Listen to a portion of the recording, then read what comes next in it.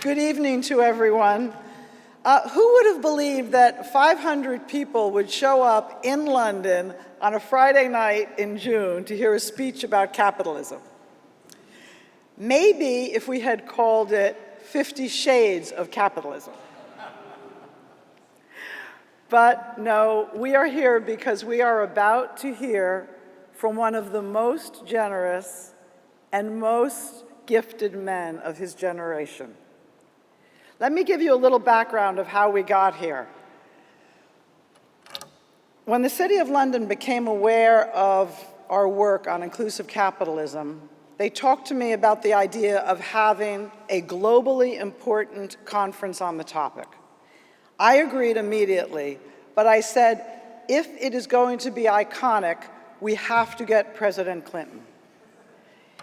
And that's because when he was president, all Americans grew together for the first time in decades.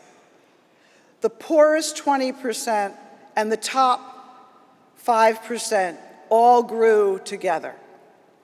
When he left office in 2000, 71% of Americans said, "My children will have a better life than I." That was up 22% during the time that he was president. The term inclusive capitalism could not have existed at that time because it would then have been a redundancy. The sadness is that now it's an oxymoron for many people. So in 2012, when I wrote President Clinton, and I said I believed that investors and corporate leaders were ready to join together to help ensure that capitalism creates shared prosperity, shared trusts, shared outcomes that are socially and environmentally sustainable. He could easily have said no. But when I saw him, he said, with that finger, which you'll see tonight, "Lynn," I can't do a Clinton, only Kevin Spacey can do Clinton. And Bono does it pretty well as well, but I can't. He said, "Lynn, I am going to do that. This is really important." And then last year, after our first conference, he called and he said, "Lynn, that was really good. You have to do it again. And next year, you need to formulate strategies that people can act on, and I will help you."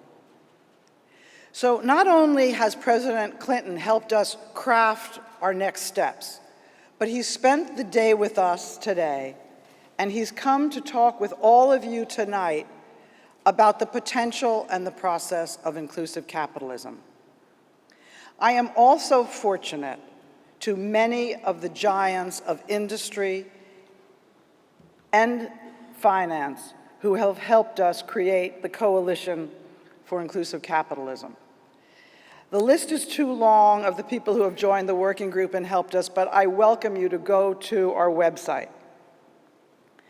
But that said, I must really thank the Lord Mayor and the incredible staff of the City of London.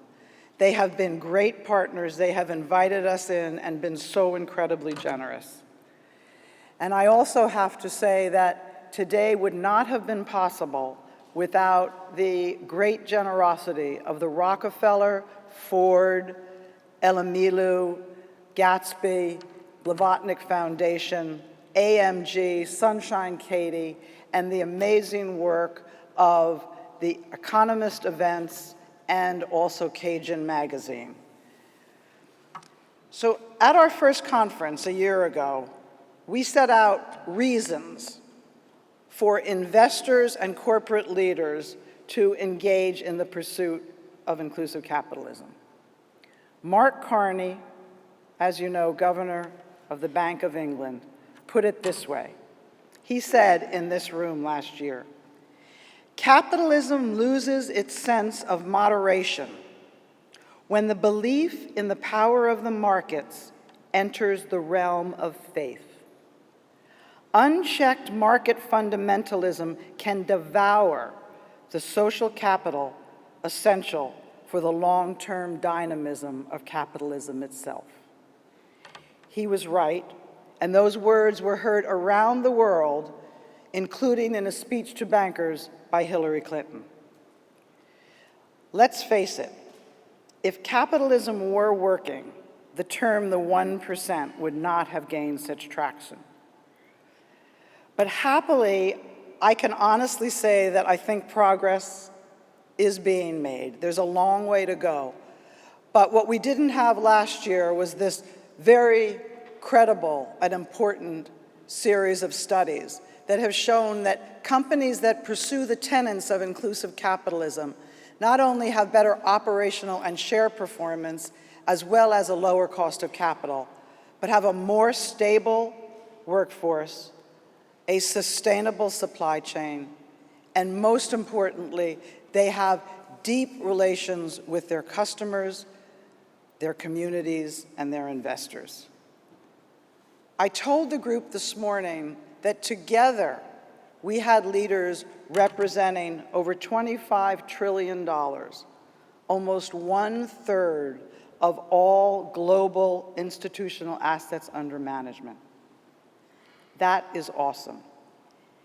And social scientists tell us that when only 20% of a group holds an unshakable belief, their belief will always become the belief of the majority. So that means that we can change capitalism, we can renew it, we can restore it, we can strengthen it. And to tell us how to get there, we have none other than President Clinton. I have known him and his family, including his mom and Hillary's mom, for over 20 years. My family and I are in awe of their generous hearts and their deep commitment to leaving the world a better place than the way they found it. They have made a huge difference already, and something tells me it ain't over yet. To God. So, from my mouth to God's ears, will you please welcome President Clinton, the 42nd President of the United States and the chair of the Bill, Hillary, and Chelsea Foundation. I'm going to get a kiss.